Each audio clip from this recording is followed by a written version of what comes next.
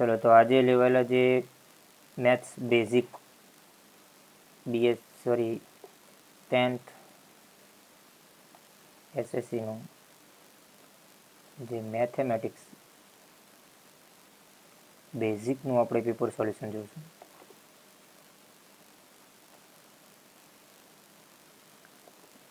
તો વિભાગ એ અને બી અહીંયા જોઈશું આપણે.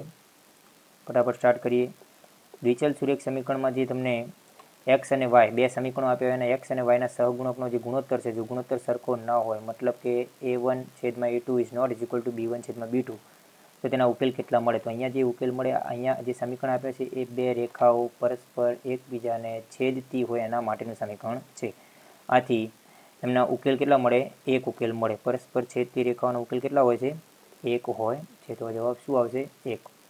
ત્યારબાદ પ્રશ્ન છે, જો ખાલી જગ્યા થાય તો દ્વિઘાત સમીકરણ જે છે ના બીજ બે સમાન અને વાસ્તવિક ઉકેલ મળે. તો આપણે જાણીએ છીએ કે વિવેચક ડીનું મૂલ્ય શૂન્ય મળે, એટલે કે B² - 4AC શૂન્ય થાય તો એમના બે વાસ્તવિક અને સમાન ઉકેલ મળે છે.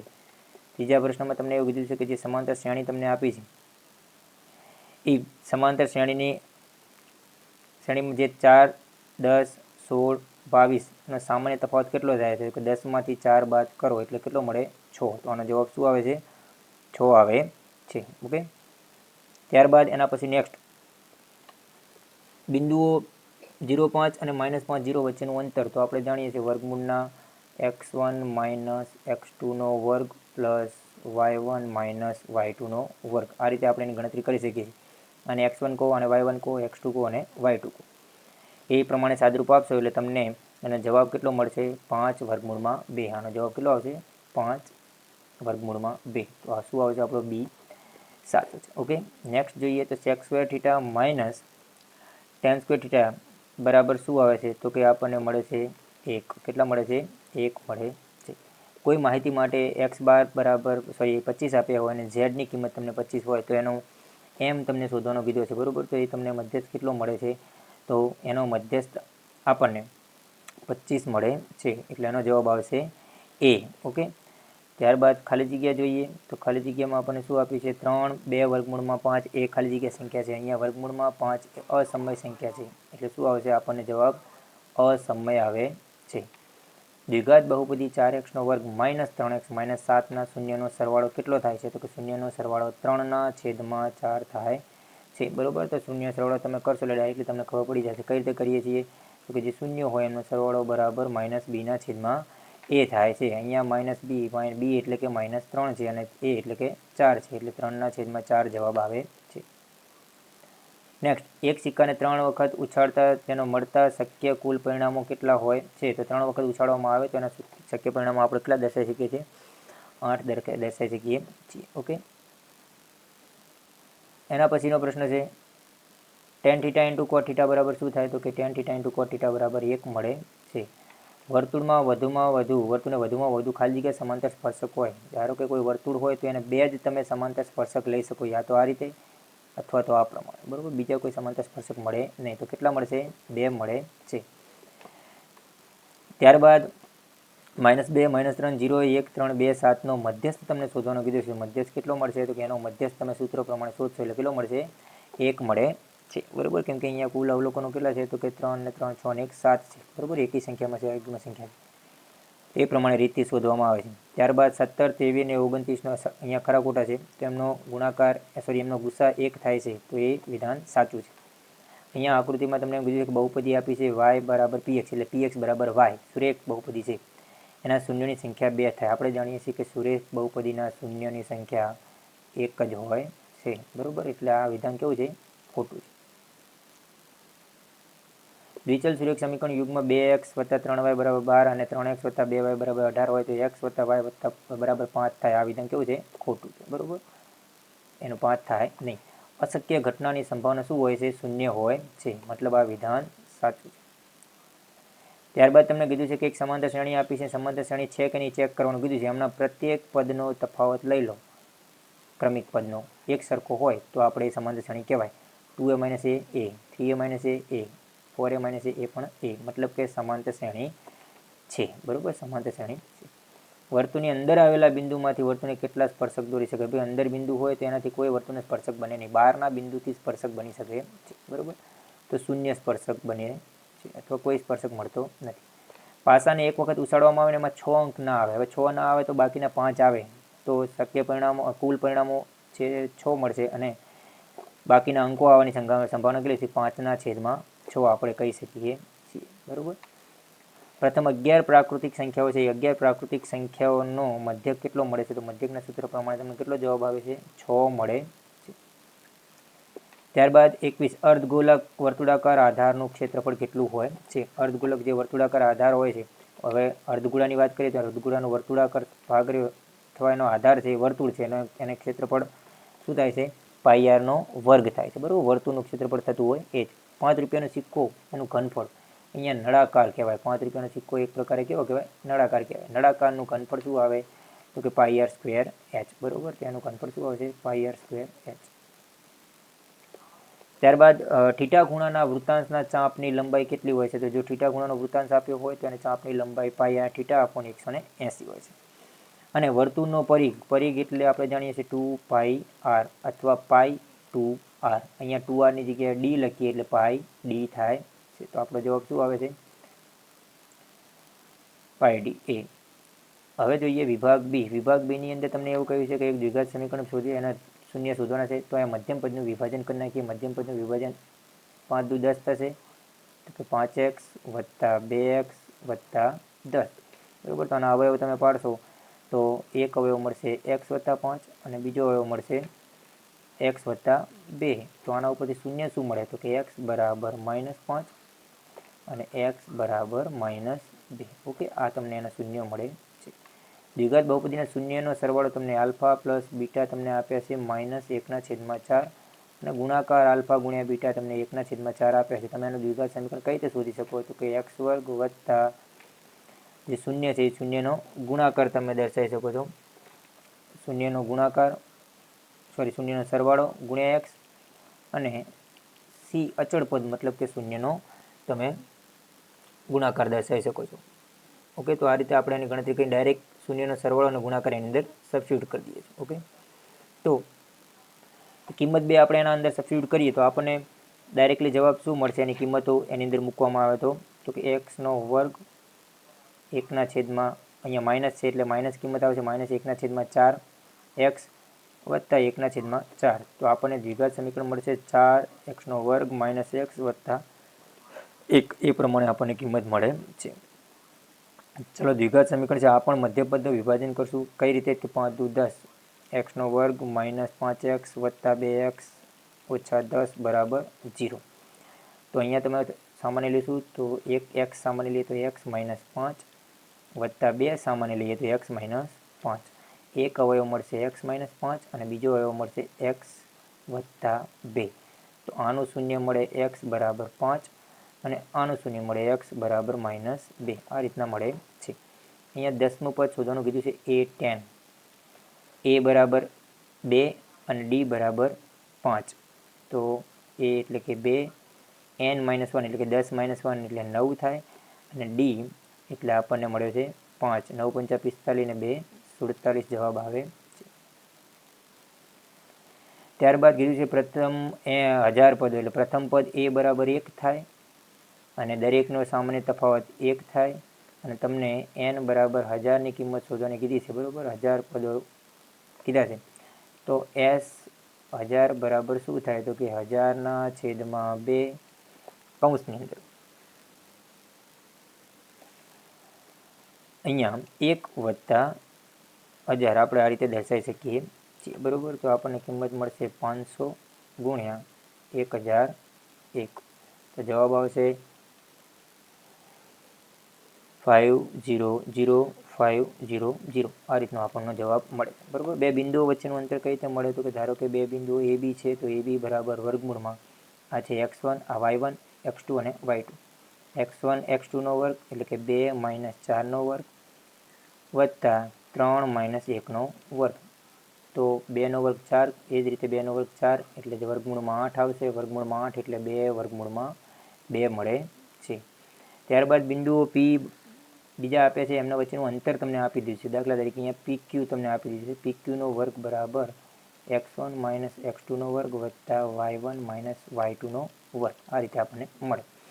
ઓકે, PQ બરાબર 10 આપી દીધા છે. તો આખી કિંમત આપણે અહીંયાથી શોધી લઈએ. કઈ રીતે બતાવે છે? તો ડાયરેક્ટલી ધારો કે હું સમીકરણ બનાવી દઉં છું. 2 માઇનસ 10નો વર્ગ વત્તા -3 માઇનસ yનો વર્ગ. જે 100 મળતા હતા 100 ડાબી બાજુ લાવી દો એટલે બરાબર સોરી 100 માઇનસ 100 બરાબર 0. આ રીતનું આપણું પદ મળે. ઓકે, -8નો વર્ગ થશે 64 થશે. -3નો વર્ગ થશે 9. એ જ પ્રમાણે માઇનસ વાયનો વર્ગ એટલે કે વાયનો વર્ગ થશે. અને 3 દુ 6 માઇનસ માઇનસ પ્લસ થઈ જશે 6y -100. આટલા પદ આપણને મળશે.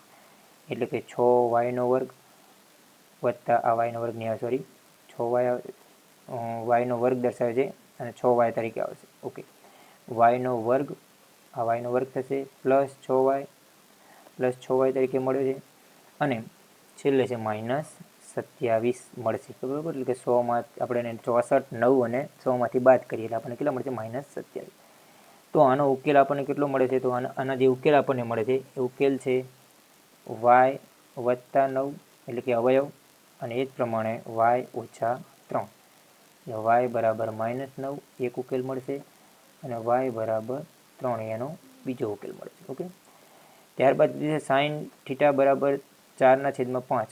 અહીંયા કાટકોણ ત્રિકોણ તરીકે આપણે લઈ લઈએ અને ધારો કે આ થીટા હોય, બરાબર, આ A, B અને આ C છે. તો સાઇન થીટા એટલે કે સામેની બાજુ ભાગ્યા કર્ણ એટલે કે AB છેદમાં AC. તમને કેટલા આપે છે? 4/5. આના ઉપરથી હું AB બરાબર 4K લઉં અને AC બરાબર 5K લઉં. બરાબર, એટલે આ થઈ ગયા 4K, આ થઈ ગયા 5K. બાકીની કિંમતો પહેલાં દૂર કરી દઉં આ વધારાનું.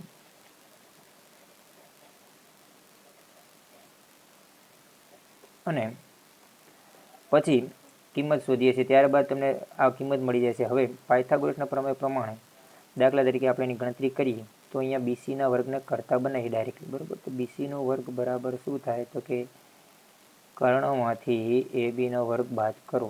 બરાબર, કેમ કે ACની કિંમત આપી છે તમને અને ABની કિંમત આપી છે. 5Kનો વર્ગ એટલે 25K વર્ગ માઇનસ 4Kનો વર્ગ એટલે કે 16K વર્ગ. જવાબ આવ્યો 9K વર્ગ. તો BC બરાબર થાય 3K. BC બરાબર કેટલા મળે આપણને? 3. ઓકે, BC બરાબર 3K મળી ગયા. હવે આપણે શોધવાના છે કોસ થીટા. કોસ થીટા પાસેની બાજુ ભાગ્યા કર્ણ, BCના છેદમાં AC. BC બરાબર 3K, AC બરાબર 5K એટલે કે 3/5 મળ્યો કોસ થીટા, એક કિંમત મળી ગઈ. અને ટેન થીટા બરાબર શું મળે? સામેની બાજુ ભાગ્યા પાસેની બાજુ એટલે કે ABના છેદમાં BC એટલે કે 4K છેદમાં 3K. બરાબર, એટલે કે 4/3. એ ટેન થીટાનો જવાબ આવે છે. ઓકે, એના પછીનું સૂત્ર છે તો પ્રશ્ન છે 33મો છે સાઇન 60ને કહેવાય વર્ગમૂળમાં 3/2. કોસ 30ને પણ કહેવાય છે વર્ગમૂળમાં 3/2. સાઇન 30ને 1/2 કહેવાય છે અને કોસ 60ને પણ 1/2 કહેવાય છે. ઓકે, વર્ગમૂળમાં 3 એનો ગુણાકાર કરીએ તો 3/4 થશે વત્તા 1/4 થશે. તો જવાબ આવે છે 4/4 બરાબર શું આવશે? 1 મળે છે, જે આપણો 33મો. અહીંયા તમને જમીનથી ટાવર આપ્યો છે એ પણ આ જ સૂત્ર પ્રમાણે. ધારો કે આ ટાવર છે AB, બરાબર, અને ટાવરથી તમને જે અંતર આપ્યું છે એ 15 મીટર છે. એનું ઉચ્છેદ કોણ તમને આપ્યું છે 60 ડિગ્રી.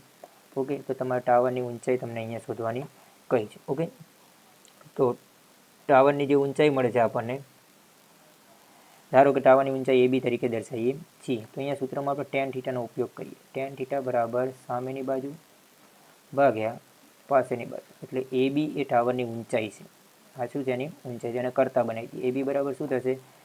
તો કે tan 60, અહીંયા થીટા બરાબર 60 હતા એટલે tan 60 આપણે કહી શકીએ છીએ. પરંતુ tan 60 બરાબર શું થાય? તો કે વર્ગમૂળમાં 3 તરીકે આપણે લઈએ છીએ.